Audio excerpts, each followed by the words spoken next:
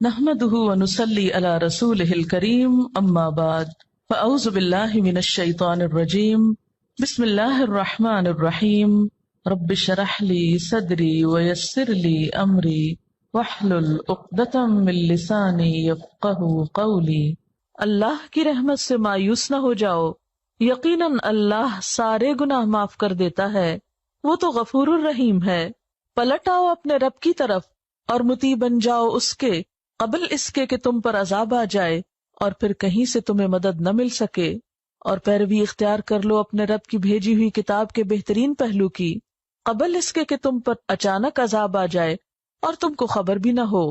کہیں ایسا نہ ہو کہ بعد میں کوئی شخص کہے افسوس میری اس تقصیر پر جو میں اللہ کی جناب میں کرتا رہا، بلکہ میں تو الٹا مذاق اڑانے والوں میں شامل تھا۔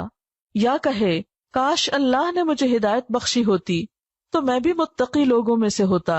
یا عذاب دیکھ کر کہے کاش مجھے ایک موقع اور مل جائے اور میں بھی نیک عمل کرنے والوں میں شامل ہو جاؤں، اور اس وقت اسے یہ جواب ملے کہ کیوں نہیں، میری آیات تیرے پاس آ چکی تھیں، پھر تو نے انہیں جھٹلایا اور تکبر کیا اور تو کافروں میں سے تھا۔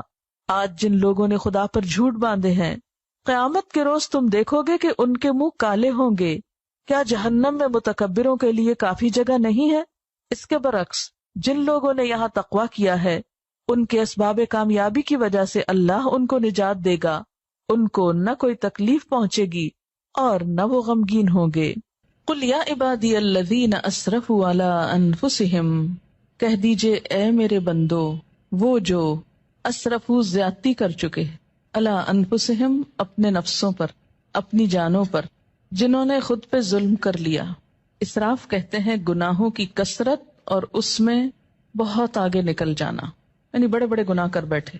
ان سے بھی کیا کہا جا رہا ہے؟ لا تقنطوا من رحمت اللہ، اللہ کی رحمت سے مایوس نہ ہو۔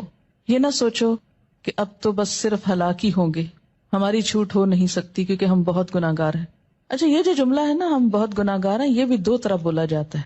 ایک تو حقیقت میں یو مین اٹ کہ ہم بہت گناہ گار ہیں، اور ایک یہ بہت گناہ گار ہیں دکھاوے کے طور پہ، ورنہ خود کو سمجھتے کوئی نہیں ہے گناہ گار، کیونکہ جو خود کو گناہ گار سمجھے وہ تو نظر ہی نہیں اٹھا سکتا، وہ تو حجت بازی کر ہی نہیں سکتا۔ لا تقنطوا من رحمت اللہ، نہ تم مایوس ہو اللہ کی رحمت سے۔ ان اللہ یغفر الذنوب جمیعا، بے شک اللہ معاف کر دے گا گناہوں کو سارے کے سارے۔ اس آیت میں یہ ہے نا کہ اللہ معاف کر نہیں سکتا، فرمایا نہیں کر سکتا ہے، کر دے گا، کرے گا۔ کیوں؟ انہ هو الغفور الرحیم، کیونکہ وہ غفور الرحیم ہے۔ یہاں ہر شخص کو مایوسی سے نکالا جا رہا ہے، کتنا بھی بڑا کوئی گزشتہ زندگی میں گناہ یا جرم کیوں